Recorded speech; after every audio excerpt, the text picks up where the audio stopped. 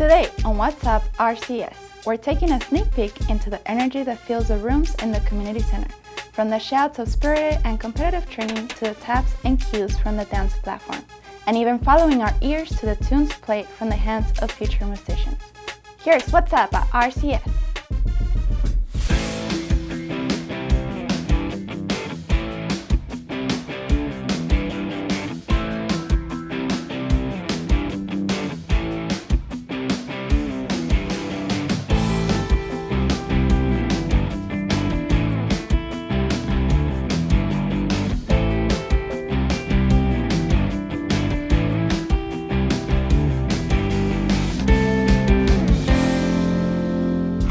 Hi everyone, I'm your host Jenny, and today is about what's happening in the Rialto Community Services Center, the headquarters for everything community.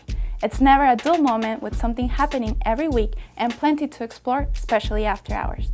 The center offers a variety of classes and programs for the community, for different age groups, different interests. First on our checklist to get the beat going is guitar lessons with Chuck Galley. Let's see what kind of good vibrations are happening in the class and who it's for.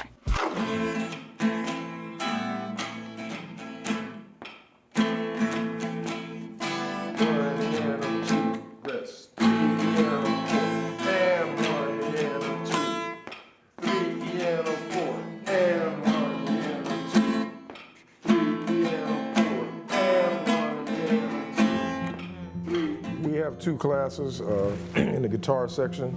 We teach beginning guitar, which teaches just people that don't know how to play at all or know very little. Just basic guitar, teaches them timing, proper timing, fingering, major and minor chords basically, and basic chord progressions. You know, how do you tie, what chord relates to one to another, like 1 through 5. 1 and 5 go together in music.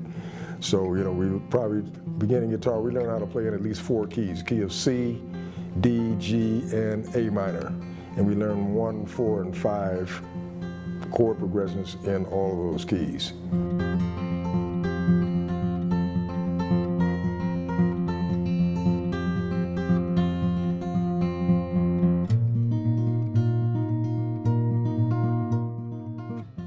If it's a large class, like I think we have 13, 14 in this class, the one-on-one is just very brief. I mean, I like to look at what they're doing. If I introduce them to a new chord, I like to go around and look at them one-on-one to make sure that they have a chord fingered correctly. I want to make sure that they're playing the right thing, and then we'll practice that and then, you know, give them a chance to express themselves to see if they can do this or if it's too hard or they're not understanding, because we don't want to lose anybody. We want anyone to feel like the material is over their head. It's a beginning guitar class, so, you know, nothing should really be over their head. It's from people who you're not expected to know anything. We have a write-up that says every student must furnish his or her own guitar, but we don't specify. It can be an electric guitar or, like I said, an acoustic guitar, or, you know, steel string, nylon string, doesn't make any difference, as long as it's a functional instrument. What we don't advise is that you go to a toy store and get a toy and then bring it in, because the toy won't stay in tune. You know, guitar is an instrument, say like you're playing a piano, and piano is a nice instrument, but it's set up almost like a desk or something in front of you like this. The guitar, you hold it, you put it against your body, you feel good, you know, it's novio, you know, it feels real nice, you know. So when you come in contact with it and you feel the vibrations and the music that can come out of this instrument, you just feel better. I generally see who's in the class. If there's more Latinos in the class, I'll get some basic songs that Latinos like, that they would be interested in learning. Like one that comes to mind is Las Mañanitas, you know. It's a song that most Hispanics like. They sing at birthday parties and weddings and stuff like that. And it's not a difficult song, so once they learn the chords and they learn the chord progression, in fact, in the present class we have, we're going into our 5th week. We'll start probably next week instructing some of the students how to play that particular song. So if they get it down, and, you know, when somebody has a birthday or something like that, they can entertain their friends, relatives with that particular song.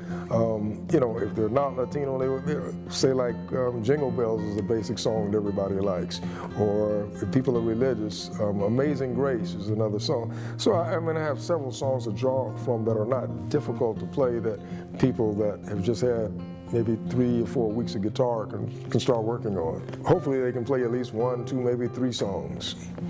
If they're good, they might be able to, I've had a couple of people play 4 songs, be able to play 4 songs by the end of the 6 weeks. The beginning class is from 6:30 to 7:30. The intermediate class is from 7:35 to 8:35. If you're interested in guitar, but you don't know how to play anything, or if you do know how to play a few things, but you would like to get up, go up to a higher level, this is the place for you. We can help you.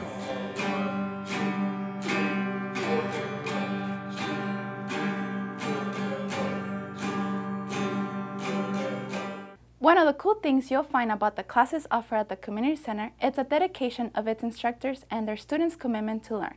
Taking on 3 classes in one, for instance, can it be done? Well, if you're really passionate about it, then why not? This next stop is for the dance fanatics out there, the ballet, tap, and jazz combo classes. Let's check it out.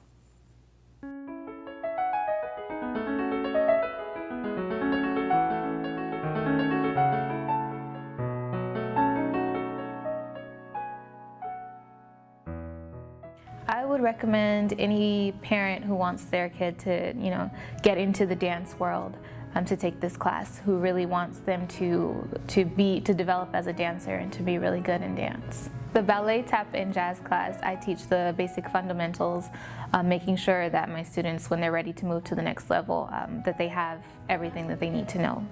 The class hours for ballet, tap, and jazz, the Combo 1 class, is 6:30 to 7:30 every Tuesday. I have new students that come every month and they, continually sign up.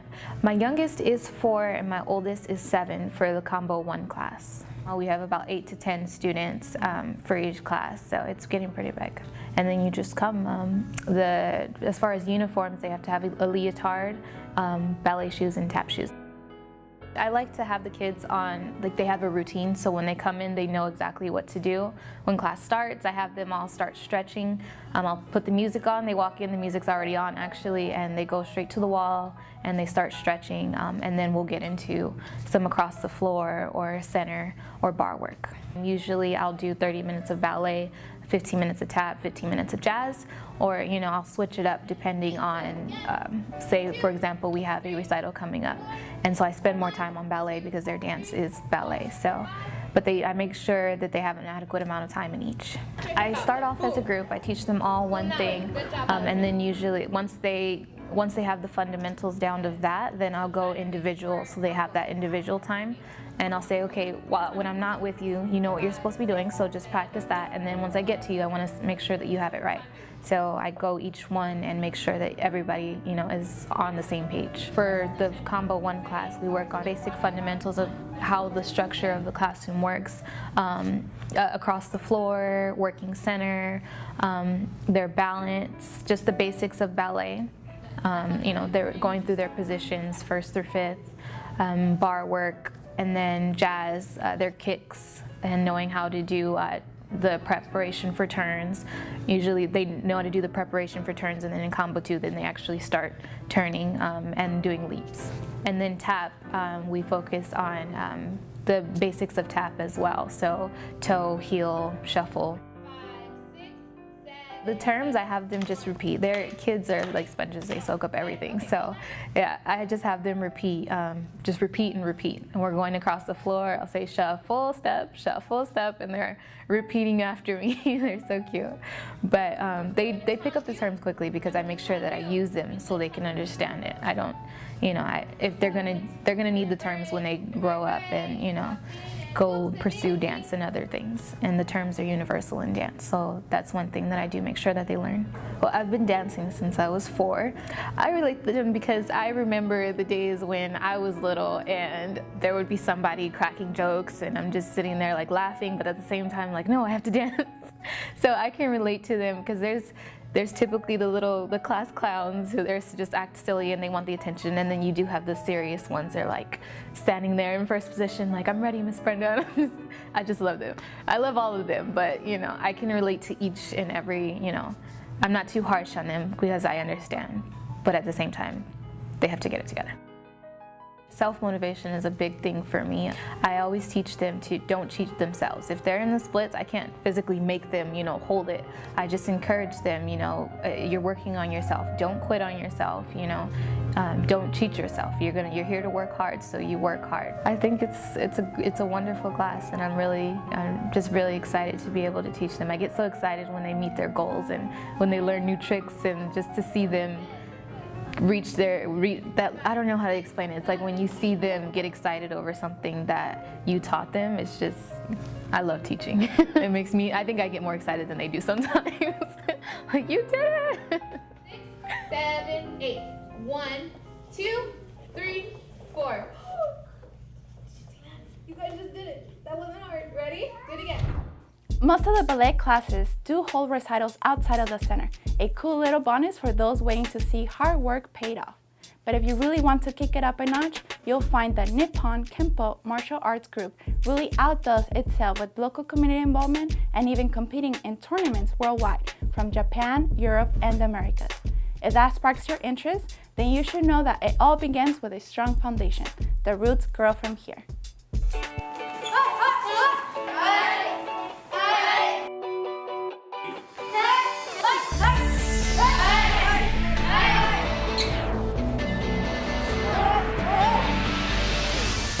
Manuel Nunez. I'm a 4th degree black belt in Nippon Kenpo. What we do is we implement techniques of any martial art, be it boxing, wrestling. We use a lot of judo and grappling techniques, jiu-jitsu, that type of thing. So it's a very hybrid system. Most people, they're interested either in self-defense. For many parents, majority, when they walk through the doors, is because they want their kids to learn discipline and respect. Others want a combination of those two, plus fitness, and to develop a competitive spirit as well. So on the 6 p.m. and 7 p.m. classes, regardless of age, we usually start with a brief warm-up. And we basically do a lot of joint rotation, which is basically just to limber up the body.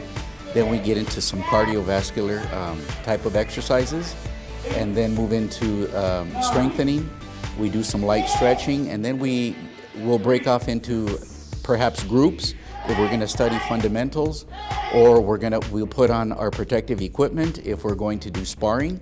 A lot of the fundamentals involve the punching techniques, kicking techniques, blocking techniques, body movement techniques. There's different variations of footwork that are very important to moving and for self-defense. You block, then bend, no. Belt ranking color belts is different in many systems as it is in ours.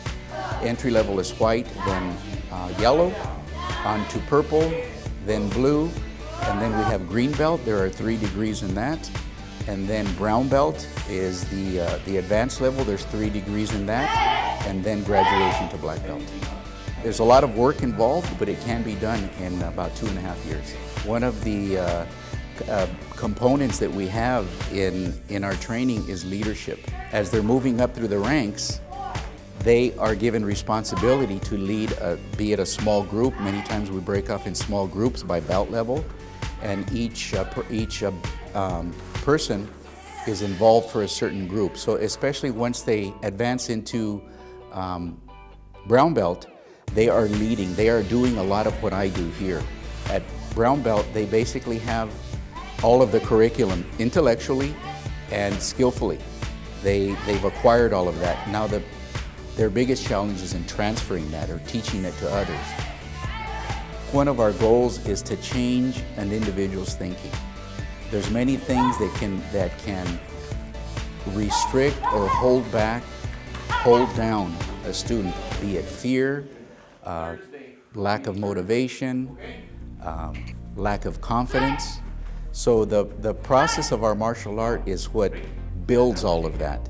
The philosophy patch, that symbol, the center one is law of the fist. In Japanese, that little kanji, that's what that represents. And each circle around that talks about mind, body, spirit, power, technique, skillfulness, way, and rule. And those things are taught in the dojo. We want them to learn that and to live that, to breathe it, to walk it, to talk it. And over time, the process does allow that to permeate into each student. Especially for students, regardless of age, compete for the first time, because we do host annual tournaments, competition tournaments in LA, and we do travel internationally. In Osaka, Japan, travel to France and Italy, Ukraine, Mexico. After their experience, they learn to believe in themselves, and that is such a wonderful thing for me to see and for their parents to see. We work with communities, so we do demonstrations. If they have city events, we participate in parades. Whatever cities have, we love to be out there in the community, meeting people, introducing ourselves, and encouraging others to participate. They go on, they grasp here the part of hard work paying off. And it does. No matter what it is, hard work does pay off. And they've learned to grasp the principles and the philosophy that we teach and can take that home into their community, to their schools, and professionally.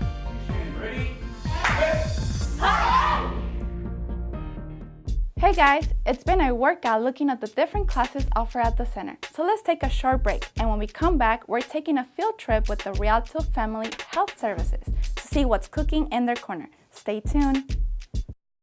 I'm Anne. I'm a scientist.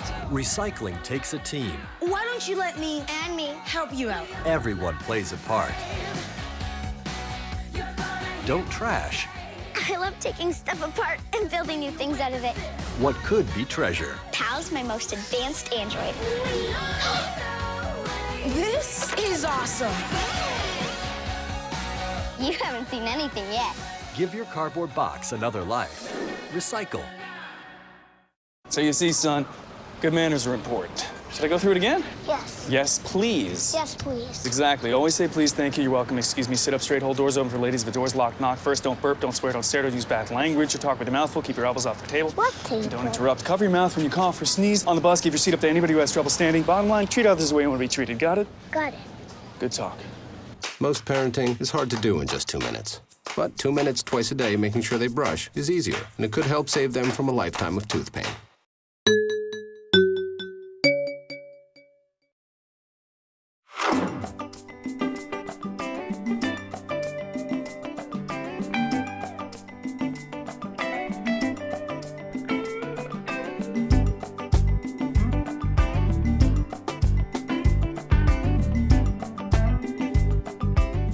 My name is Stephanie Lewis, and with Rialto Family Health Services. We're here behind the scenes of the healthy cooking and shopping for life. We have local chefs, we have registered dietitians, and also we're utilizing our teens in the kitchen and our preteens in the kitchen. We are showing the community that not only teach, but demonstrate that you can take your favorite recipes and ways to change it. I'm Sylvia, and I'm the receptionist here at Rialto Family Services. I also work with a team in nutrition.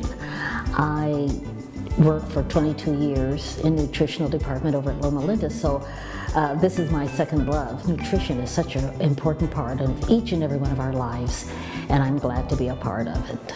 Rialto Family Health Service came about by a group of community members who seen needs in the community and wanted to address them. All these services are provided here at the Community Service Building in the city of Rialto, are free for young people, children from the ages of 3 to seniors. We offer our Back on Track. We have a program manager, Michael Bennett. We also with the Veterans Assistant and Disability Program, and our program manager is Leroy Parker. We have the Moving Forward Child Development Program, and we're open. We help out with all the programs in the city of Rialto and the community of San Bernardino at large. We're here to serve you and we like to listen to any information that we can be of service to. One thing that we're really pride ourselves on, confidentiality. We're not law enforcement, we are not public health department, we're just your friends reaching out to friends. Rialto Family Health Services is open Monday through Thursday from 9 a.m. to 6 p.m. in room 504 at the Community Center, located in 214 North Palm Avenue. If you like any of the classes we explored today and want to learn more, give us a call at 909-421-4949 or stop by the main office anytime between Monday through Thursday from 7 a.m. to 6 p.m. On our next episode, we'll cover more classes, events, and programs held at the center. But you know what? That's not to stop you from getting informed now and getting involved. Give us a WhatsApp and we'll be happy to help. Till next time, I'm Jenny.